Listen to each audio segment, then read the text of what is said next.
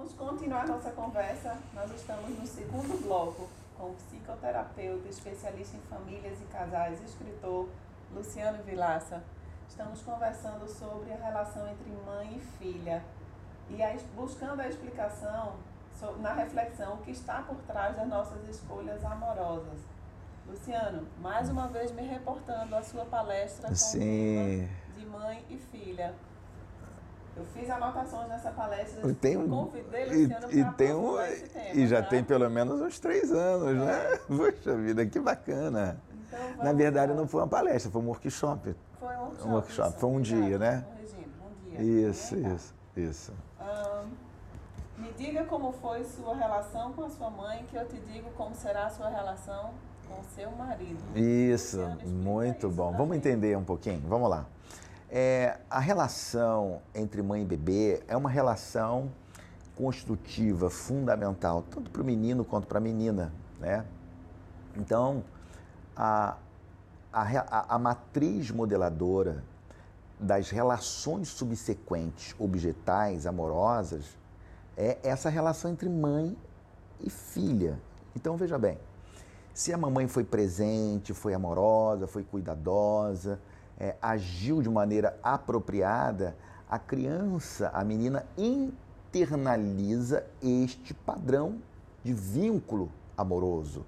Porque a relação mãe e filha é um vínculo amoroso, tá claro? Então vamos lá.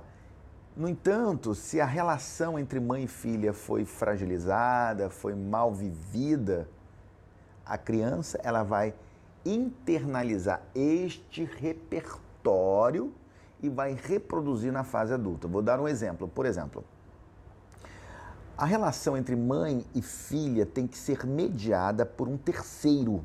Esse terceiro é o pai. E o pai, ele põe limite no poder da mãe, e ele põe limite no desejo da mãe pela criança. E ele põe limite no poder da mãe também sobre a criança. Mas ele não põe limite apenas no desejo e no poder da mãe em relação à criança.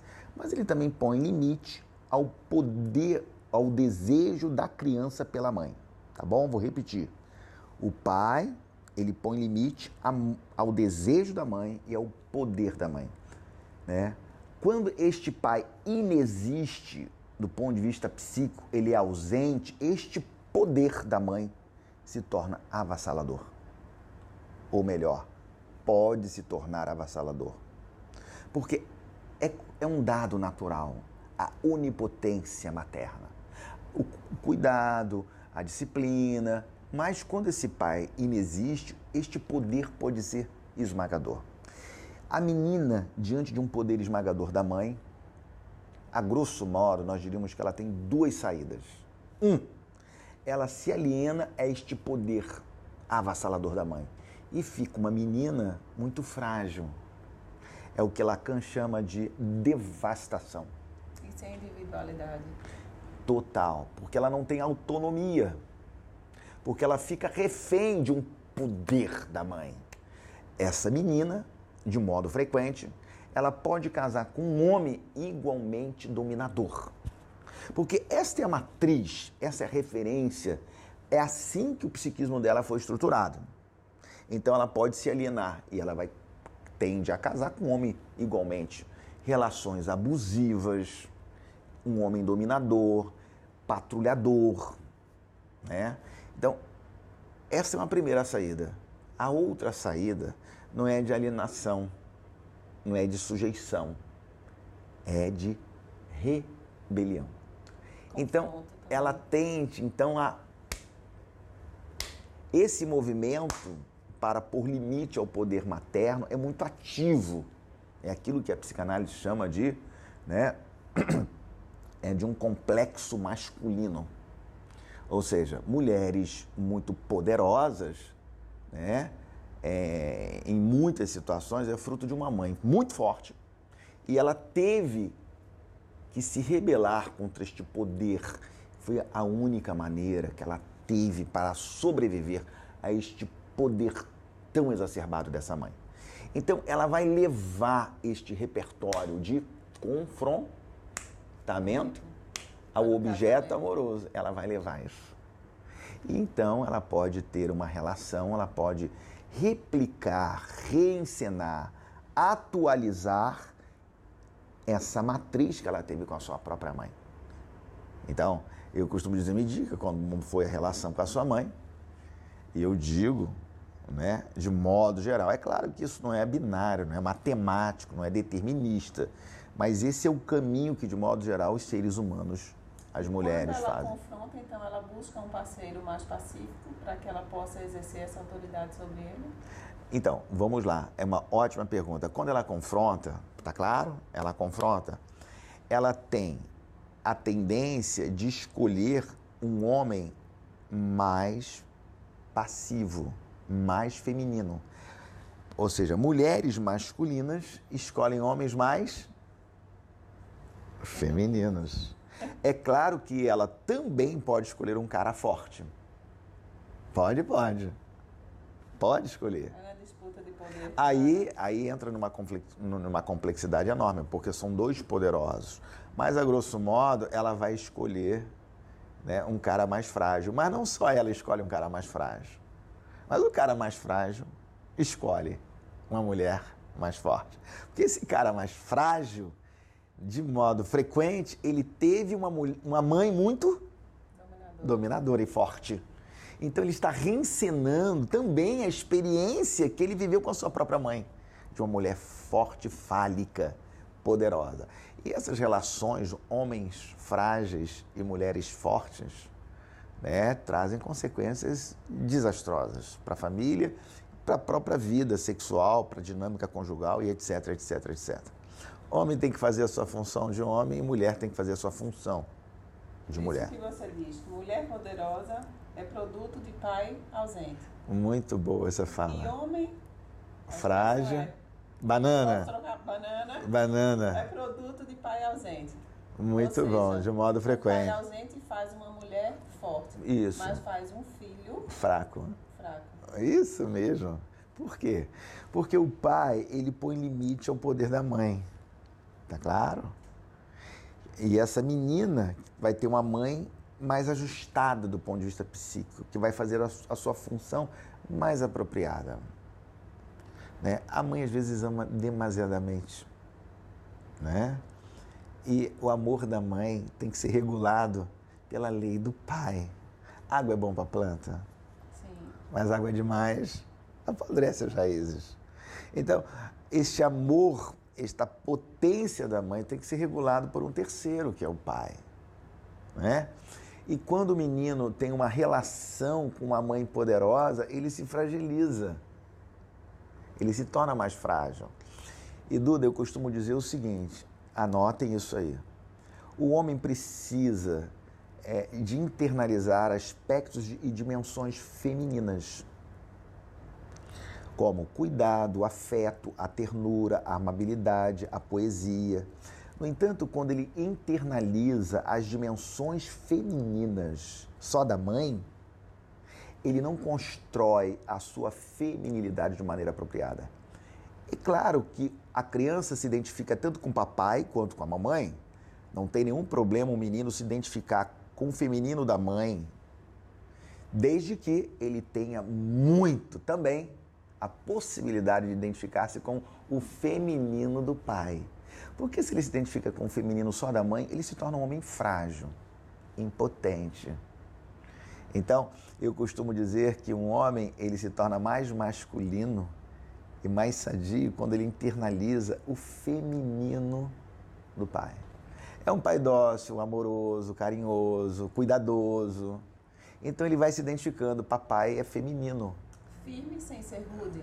Forte sem ser rude, sensível sem ser fraco, flexível sem ser mole, né? Firme, né? Sem ser rígido. E bom sem ser bonzinho. Né? Viu como eu estava atenta a essa palestra? Bacana, bacana. E eu costumo dizer, Duda, que Jesus é o modelo humano ideal. Ele é um modelo humano ideal, porque ele é forte sem ser rude, ele é sensível sem ser fraco, ele é poético, ele é prosa, ele é bom sem ser bonzinho, ele é capaz de empunhar um chicote, né?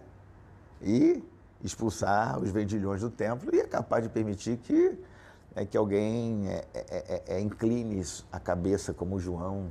Então, é um modelo humano mais ideal. E pai de Deus é o modelo de pai mais ideal, né? Luciano, brevemente, para a gente aproveitar aí no finalzinho deste bloco, a relação com a mãe, ela é biologicamente necessária, né? Fundamental. E ela já é estabelecida desde a gestação. Sim. A do pai precisa ser construída. Quando esta mãe não dá espaço para esse pai, fala. Muito bom a sua pergunta. Para que uma criança tenha efetivamente um pai, é importante que este pai exista na fala, no discurso da mãe.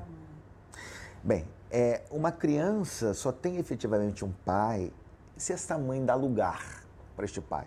Então, mamãe, se o seu marido estiver trocando a fralda e estiver trocando errado, deixa trocar errado. Se ele fez a mamadeira errada, deixa. É claro, só ver se não está muito quente, tá? Deixa. Porque muitas mães, nessa onipotência, não dão espaço para esse pai. Não dão lugar para este pai, né? Então, esse espaço deve ser também no cuidado e deve ser na fala. Eu lembro muito comum, né, quando eu chegava em casa, né, e a Cristina, né, ela falou assim: ih, papai chegou, vamos lá dar um beijo no papai, ih, papai chegou, né? Então, esse lugar que a mãe... Por isso que o direito romano dizia o seguinte: mãe certa, pai incerto. Pai declarado. Pai declarado, né? Então, por quê? Porque a mãe está ali. E se uma mãe não quiser que este homem seja o pai do meu filho, não vai ser. E é por isso que você falou, o erro de corrigir o marido na frente do filho é maior do que o erro que o marido cometeu. Meu Deus do céu, você está afinadinha. Muito bom. Então, é isso mesmo, porque às vezes o erro que o marido cometeu ali, porque ele, é claro, ele não está tão habituado, se bem que essa nova geração, ela está mais preparada, ela está mais inclinada para fazer esses papéis maternos, não função, esses papéis, né? Então eu faço distinção entre papel e função, né? A função não substitui, a função do pai e a função da mãe, mas os papéis, deixa o papai fazer. Dar uma fralda, trocar uma mamadeira. Às vezes o pai disciplinou, ele disciplinou de maneira errada, mas não chame atenção do seu marido na frente do seu filho. Você está tirando, você está invalidando a lei. Você não está apenas desrespeitando o seu marido. Pior, você está quebrando a lei no coração do seu filho. E quando uma criança não internaliza a lei do pai, ela vai ter dificuldade de ser um cidadão melhor. Porque nós somos cidadãos melhores quando internalizamos a lei. Então, quem não tem a disciplina do pai, vai ter a disciplina da lei. Vai ter o limite da lei. E a lei do Estado. Então, por isso que essa relação é tão decisiva, né? Mãe, então dar um lugar para esse pai é muito importante. Que poder que a mãe tem. Não é à toa que Lacan chama de onipotência materna. Ela é onipotente. Duda, eu costumo trazer aqui uma imagem que é da constituição do ser masculino, do menino. Os contos de fada nos diz que o menino, ele precisa